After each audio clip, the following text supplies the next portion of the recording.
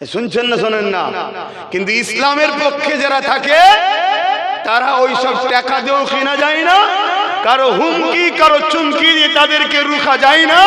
তার একটা নমুনা হলো আব্বাস সিদ্দিক।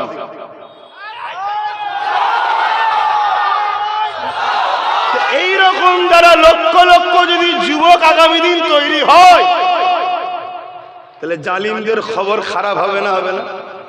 জালিমরা চাইবে কথা বলে, আর জালিমদের হাতে টাকার কম আছে। আমার ভারতবর্ষে পার বছরে যা ইনকাম, ভারতের 140 কোটি লোক আছে, মাথা পিছু নগদ 40 লাখ টাকা করে দেওয়া যাবে। কত টাকা বুঝতে পারছেন? টাকা করে যাচ্ছে, শুনছেন না শুনছেন? আর অথচ আমার ভারতবর্ষে আজকে 80 কোটি লোক ডেলি একবেলা খেতে পায়, তো আর একবেলা খেতে পায় না। কত কোটি? 80 কোটি। আর আমার দেশের টাকা কত? পার মাথা পিছু কত করে পাবে? 40 লাখ। 140 কোটি লোক আছে, পার মাথা পিছু যদি নগদ করে গুনে দেওয়া হয়, এক একজন 40 লাখ করে পাবে। এরপরও গরিব কত? 80 কোটি। কত গরিব? যারা একবেলা খায় আর একবেলা খায় না, আর দুবেলা খায়, বাইক সাইকেল নেই। এ সংখ্যা ধরলে তো আরো বেড়ে যাবে রে বাবা, ওটা পরের বিষয়। 80 কোটি লোক আছে যারা একবেলা খায় আর একবেলা খায় না। এরকম গরিবের সংখ্যা বলছে 80 কোটি আমার ভারতবর্ষে আছে। শুনছেন তো নাকি? মুসলমান ভারতবর্ষে কত? 20 কোটি। শুনছেন তো নাকি? 20 কোটি। তো 20 কোটির মধ্যে কি সবাই আবার একবেলা খায় একবেলা খায় না এমন আছে নাকি? আল্লাহ শুকর, খাবার অভাব আমাদের নেই। বলুন ঠিক না বেটি? বলুন আলহামদুলিল্লাহ। কেন? রেজেকের মালিককে জোরে বলুন। তারপরও ধরছি 20 কোটি ধরুন, ধরে নিচ্ছে, আমাকেও ধরলে বলছি, ধরুন আমি 20 কোটি নিয়ে আমিও আছি, তাহলে 80 থেকে 20 বাদ গেলে কত হয়? এই 60 কোটি যারা একবেলা খায় আর একবেলা খেতে পায়নি, রে কারা? শুনছেন? আমি তো তাই ভাবাই অনেক জায়গায় গিয়ে যে ভাই মসজিদ থেকে তো খুব নাচানাচি করলি, পেলি কি? বলছে কলা। কলা তো বাঁদরকে দেয় রে, তোকে কি দিল? বলছি কলাই দিয়েছে, তার মানে কিছু দেয়নি। তাহলে কি পেলি? নেচে। তোকে নেচিয়ে দিয়ে 60 কোটি, তার মধ্যে তোরাও পড়ছিস, খেয়াল করে দেখ। শুনছেন না শোনেন না? তা ইসলাম এই জুলুমকে কি পছন্দ করে? এই যে 80 কোটি লোক খাবে না, আর 2-20 লক্ষ লোক, বেশি নাই 20 লক্ষ লোক হয়তো ভারতবর্ষে, যারা লক্ষ লক্ষ কোটি টাকার মালিক, অতও নয়, বেশি বেশি বলছি। তাহলে এইটা কি ইসলাম পছন্দ করে? ইসলাম কি বলছে? তাহলে ইসলাম যখন এর বিরুদ্ধে, তাহলে যারা 2-20 লক্ষ রয়েছে ওরা তো চাইছে ইসলামটাকে মুছতে হবে। কি করে মুছবি? ওই 60 কোটি যে আছে ভিখারি, খাওয়া 200 টাকা দিয়ে মধ্যে, 200 টাকা দিয়ে মধ্যে একবেলা খাইয়ে দে, দিয়ে বল মার, মুসলমানদের মসজিদ ভাঙ, হই হই কর, এই স্লোগান দে, দুশ্মনী তৈরি কর। এই তো করছে। যাক, বিষয়টি আলোচনা এখন নয়। আমি যে কথা বলতে যাচ্ছিলাম, আমার রাসূলুল্লাহ যেটা রেখে গেছে ওটাকে মজবুত করে আমাকে আপনাকে ধরতে হবে।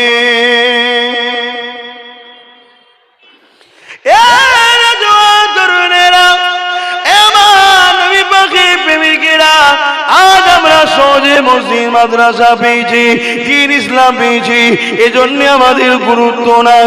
অথচ আমার নবী পাকের সাহাবা হুজুররা কত কষ্ট করেছে ইনসাফের জন্য, ইনসানিয়াতের জন্য, মানবতার জন্য, সভ্যতার জন্য, গরিবের হক মিটে পাওয়ার জন্য, এতিমের পক্ষে দাঁড়াবার জন্য, অসহায়কে সাহায্য করার শিক্ষা দিবার জন্য।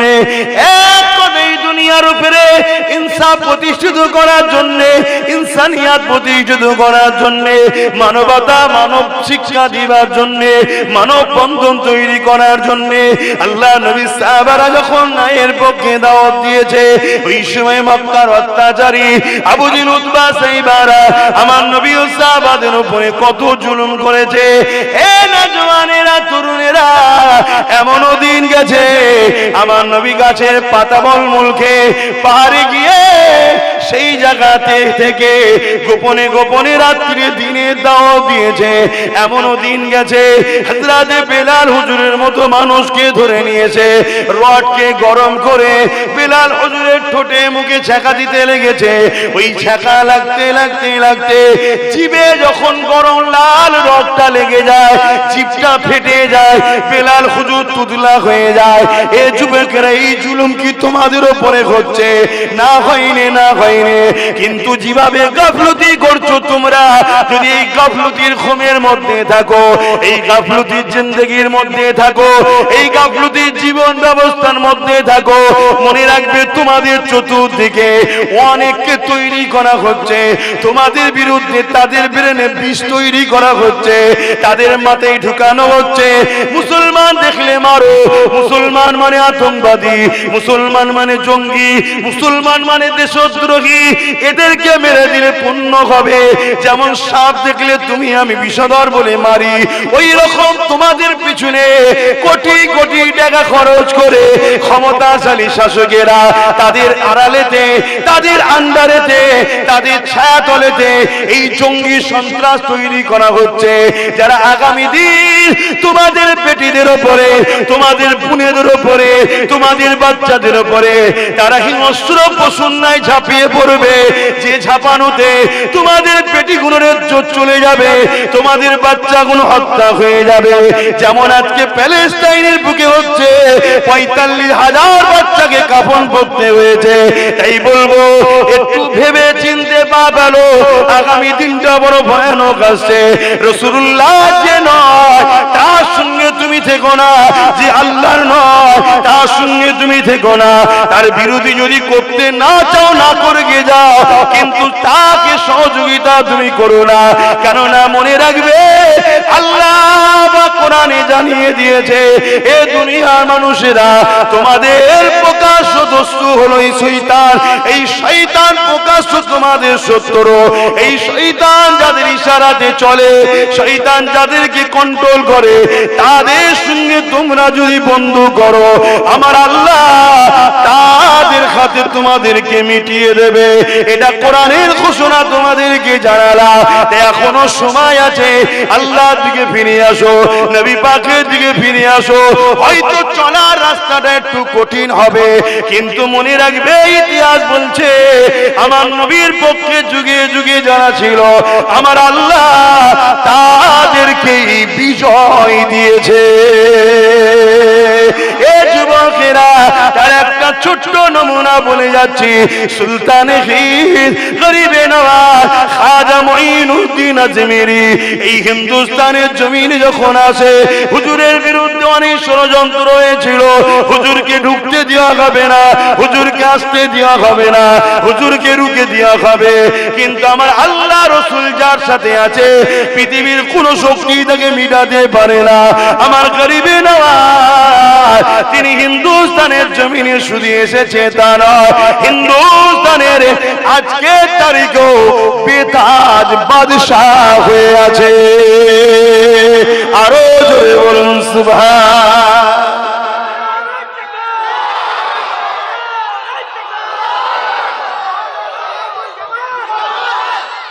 আমার কথা মাইকে আপনারা বুঝতে পারছেন? এক গণককার হিন্দুস্তানের তখন রাজা ছিল। হিন্দুস্তান তখন ছোট ছোট রাজা ছিল, এত বড় নয়, ছোট ছোট রাজা ছিল। আজমির বলে ওই জায়গায় যে রাজা ছিল, তার নাম পৃথ্বীরাজ। তাকে এক গণককার বলেছে যে একজন মুসলিম দরবেশ আসছে, যে তোমার রাজত্বকে শেষ করে দেবে। শুনছেন তো নাকি? আজকে গরিবের নওয়াজের মাজার খেলেও ষড়যন্ত্র হচ্ছে না, হয়নি? এ সব দোষ কার ঘাড়ে দেবেন বলুন? সব দোষ বাপ আমাদের, সব দোষ আমাদের। নিজের ছেলেকে শুইয়ে শুকিয়ে আর পরের ছেলেকে খাইয়েছি আমরা। আমি কি বুঝাচ্ছি, বুঝছেন তো নাকি? হ্যাঁ, আমরা আমাদের ইমামকে বিশ্বাস করি না, আমরা বিশ্বাস করি আমার পাড়ার আমার এলাকার চরিত্রহীনটাকে বিশ্বাস করি। খারাপ লাগছে নাকি? আমরা আমাদের উলামাদের বিশ্বাস করি না, আবার উলামাদের মধ্যে দুটো দল হয়ে গেছে, বড় কঠিন সমস্যার মধ্যে আমরা কিন্তু পড়েছি। আর এটা তো আখিরি জবান, আমার নবী তো বলেছে আখিরি জবানায় হাতের তালুতে আগুন রাখার থেকেও ঈমান বাঁচানো বড়। সেই সময় এখন আমাদের হযরতে গরিবে নওয়াজ খাজা মুঈনুদ্দিন আজমিরি সঞ্জালি রহমাতুল্লাহ আলাইহি তেনাকে রুকার জন্য চেষ্টা করলো পৃথ্বীরাজ। দিল্লি সহ বিভিন্ন জায়গায় খবর পাঠালো পুরো বর্ডার সিল করে দাও। আর এক জাদুকর জাদুর মাধ্যমে গরিবে নওয়াজের একটা তসবির তৈরি করলেন। ভেবে দেখুন, অবশ্যই জাদু হলো ধোঁকা। এই তসবির সব জায়গাতে পৌঁছে দেওয়া হলো, বর্ডার গুলো সিল করে দেওয়া হলো, গরিবে নওয়াজ না ঢুকতে পারে। সব অস্ত্র হাতে নিয়ে মক্কার আবু জেহেলও বলেছিল বর্ডার সিল করে দাও, মুহাম্মদ রাসূলুল্লাহ বেরিয়ে যেতে পারে। শুনছেন তো? আর আমার দেশে জালিম অত্যাচারী পৃথ্বীরাজ বলেছিল কি নবীর আওলাদ না ঢুকতে পারে। আর সেই ধারাবাহিকতা এখনো রয়েছে। এই বাংলার অনেক গ্রামে বলা হয় খানদানে রসুল আব্বাস সিদ্দিকী না ঢুকতে পারে, বলা হয় নয়? নয়, এলিয়ে তোমরা দুঃখ করো, আমি দুঃখ করি না। কেন এগুলো শোনার পরে মনে হয় ঠিক রাস্তাতে আছি, এগুলো না হলে সন্দেহ হতো ঠিক জায়গায় নেই না। কি বলতে কি কেন ধারাবাহিক চলে আসছে দেখুন না, ধারাবাহিক। এবং আমার নবীকেও রুকা হয়েছিল না, রুকা হয়নি। তায়েফের জমিনে নবী যখন যাচ্ছিল কি বলেছিল? মুহাম্মদ রাসূল যেন তায়েফে ঢুকতে। আহা, কত মেরেছে বলেন তোমার নবীকে। হে উম্মত, বিক্রি হয়ে যাচ্ছ? হ্যাঁ,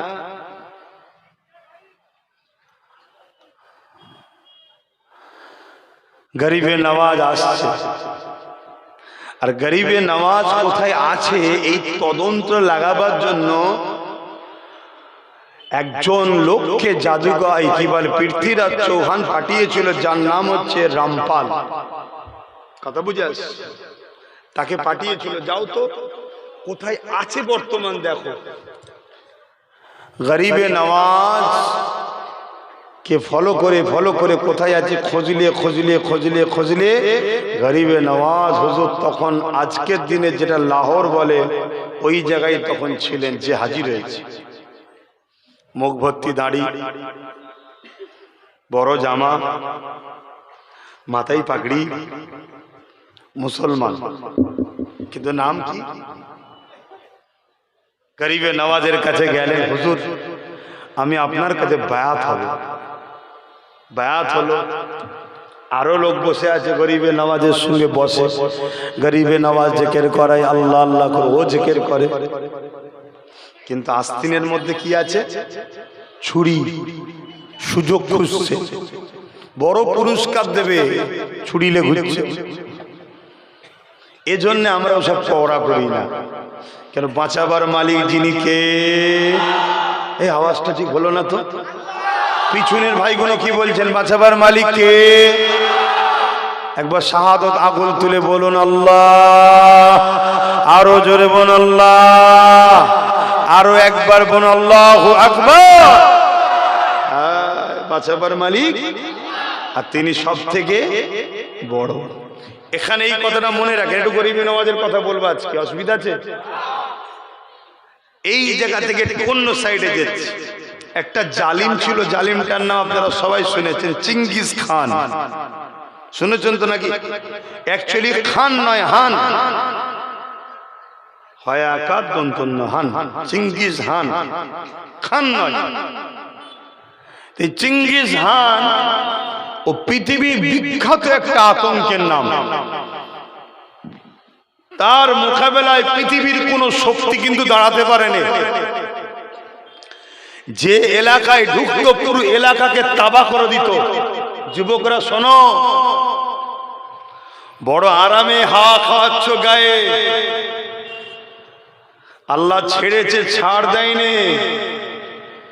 আল্লাহ দিয়া হাত নিয়ে কাদের হয়ে লড়াই করো, আল্লাহ দিয়া পা দিয়ে কাদের পিছনে ঘোরো, আল্লাহ দিয়া জবান দিয়ে কাদের হয়ে কথা বলো, আল্লাহ দিয়া জিন্দেগি কাদের পিছনে খরচ করছো, আল্লাহ দিয়া চোখ দিয়ে কি দেখছো, আল্লাহ দিয়া যৌবনের তাকত কাদের পিছনে খরচ করছো। আল্লাহ ছাড় দিয়েছে, ছেড়ে দেয়নি। আমেরিকাকেও আল্লাহ ছাড় দিয়েছিল, পৃথিবী জুড়ে অত্যাচার করেছে, দুনিয়ার বেগুনা বাচ্চাগুলোকে মেরেছে, প্যালেস্তাইনের উপর অত্যাচার করেছে। আমেরিকা ইসরায়েলকে সহযোগিতা করে বোম দিয়ে, অস্ত্র দিয়ে, প্লেন দিয়ে নিরীহ প্যালেস্তাইনবাসীর উপরে রক্তের বন্যা ঝরিয়েছে। খোদা ছাড় দিয়েছিল, ছেড়ে দেয়নি।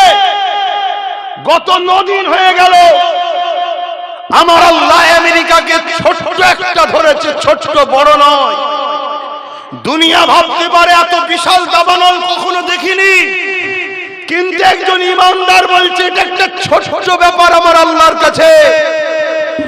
ওই আমেরিকার আমার আল্লাহ পাক আমেরিকার বুকে এক দাবানল শুরু হয়েছে।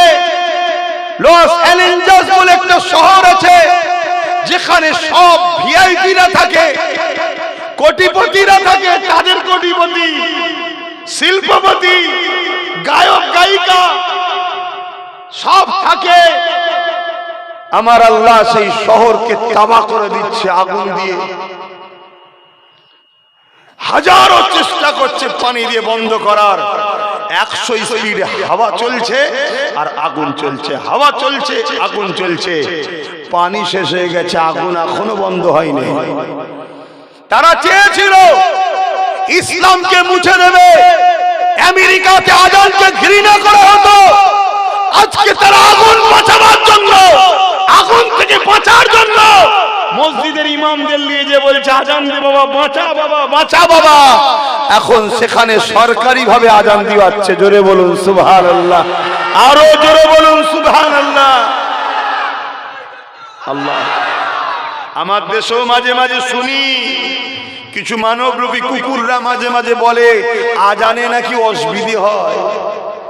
আজানে যদি অসুবিধে হয় তাহলে আমেরিকা আগুন বন্ধ করার জন্য বুঝে নিয়েছে আমাদের সব ক্ষমতা শেষ, আজানই দরকার। আর আমেরিকা শিখলো কার থেকে? এটা শুনবেন না। আজ থেকে বছর 3-4 আগে ব্রাজিল বলে একটা দেশ আছে, ওই দেশের অ্যামাজন জঙ্গলে আগুন ধরেছিল। যে আগুনেতে অ্যামাজন জঙ্গল বিরাট ভয়ানক একটা দাবানল দেখা দিল। আশপাশের পড়োশি দেশ এবং ব্রাজিল সহ সবাই পানি দিচ্ছে, হেলিকপ্টার করে, ফ্লাইট করে পানি দিচ্ছে। জঙ্গলের আগুন বন্ধ তো দূরের কথা, পানি যেন পেট্রোলের মতো কাজ হচ্ছে, আগুন আরো বেড়ে যাচ্ছে। তখন ব্রাজিলের সরকার যারা মসজিদ ব্যান করেছিল, আজানকে ব্যান করেছিল, তারা গিয়ে মসজিদ যে কটা খোলা ছিল ওই মসজিদের ইমামদের কাছে গিয়ে করজোরে হাত জোর করে বলছে সব চেষ্টা ফেল, তোমরা একটু দেখো। মসজিদের ইমামরা গেলেন, 2 রাকাত নফল নামাজ পড়লেন। নামাজ পড়ার পরে আল্লাহ শাহী দরবারে হাত তুলে দোয়া করতে লাগলেন, আজান দিতে লাগলেন। আল্লাহ পাকের রহমতে মেঘলা হলো, পানি হলো, আগুন বন্ধ হয়ে গেল। জোরে বলুন সুবহানাল্লাহ। আমরা ইনসাফ পরায়ণ মানুষ, আমরা মানবতা প্রেমিক মানুষ, কিন্তু রক্তে গোশতে তৈরি। প্যালেস্টাইনে সেই বাচ্চাদের কান্না, প্যালেস্টাইনে সেই মায়েদের আর্তনাদ, প্যালেস্টাইনে সেই বেগুনা বাচ্চাদের চিৎকার আজকে আমাকে বুঝাচ্ছে, বাধ্য করছে। আমেরিকায় যারা আজান দিচ্ছে, আমার মনে হয় এদের আজান আজকে কাজে লাগবে না, কারণ আল্লাহ যখন ধরেছে এর একটা শেষ থেকে ছাড়বে, এটা আমার ঈমান গাওয়া দিচ্ছে। কিন্তু এরপরও আমার আবার বলা দরকার, কেন আমরা নবীর আদর্শে আদর্শিত, আমাদেরকে চেষ্টা করা দরকার মানুষ বিপদ থেকে যেন মুক্তি পায়।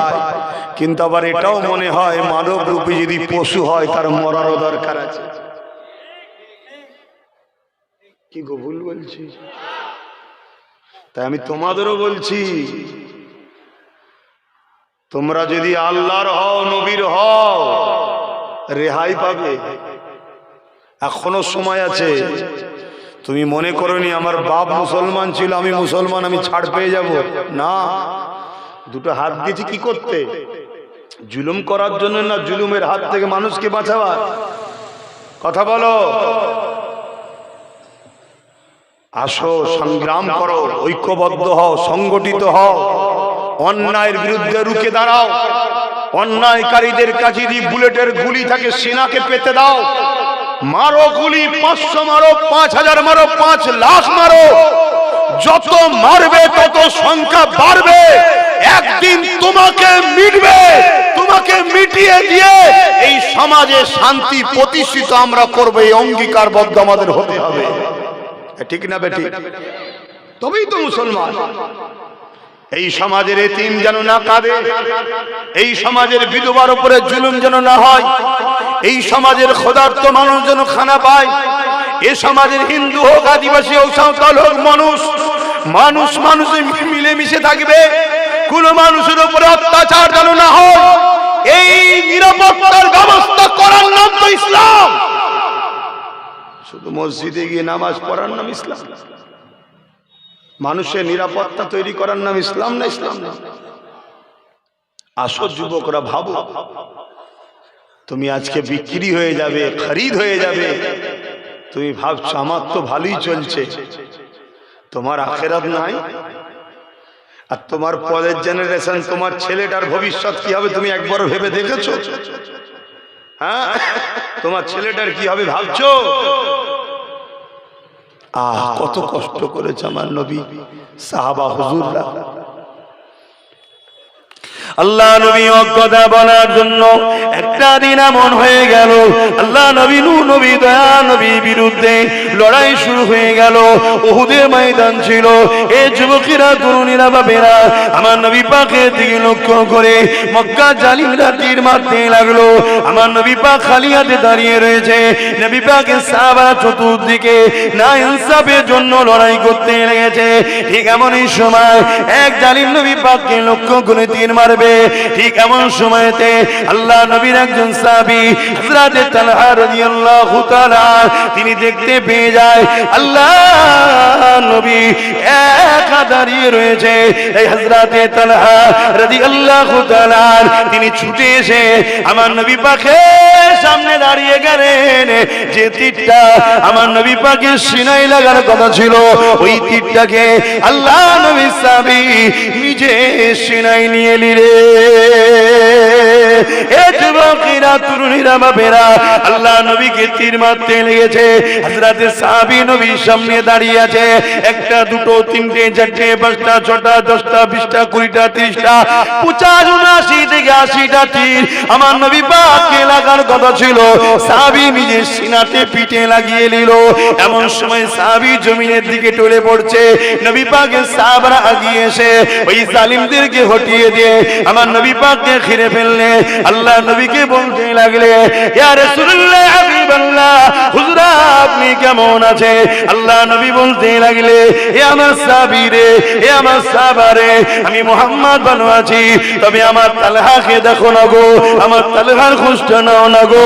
তালহা আমার ভালোবাসায় নিজেকে কুরবান করে দিল, এ সাহাবীর ওর খোঁজটা নাও না। সাহাবা হুজুররা এগিয়ে গিয়ে হযরতে তালহাকে জিজ্ঞাসা করে, ও ভাই তালহা তুমি কেমন আছো? হযরতে তালহা বলছে একটা খুশি সংবাদ আছে আর একটা দুঃখের সংবাদ আছে। খুশি সংবাদ কি? হযরতে তালহা বলতে লেগেছে, আমি আমার জানটা আল্লাহর জন্য দিয়ে দিলাম, নবীর প্রেমে দিয়ে দিলাম, এই জন্য আল্লাহ আমার জান এখনো বেরোয়নি, যাবার সময় হয়ে গেছে, কিন্তু আল্লাহ আমাকে জান্নাত দেখাতে লেগেছে। আরো জোরে বলুন সুবহান। দুঃখের খবর কি রয়েছে? হযরতে তালহা বলতে লাগলে, আল্লাহ আমাকে একটা জান দিয়েছিল, আমি আমার নবীর জন্য দিয়ে দিলাম। আল্লাহ যদি আমাকে 100টা জান দিত, আমি নবীর জন্য 100টাই জান দিয়ে দিতাম। আরো জোরে বলুন সুবহান।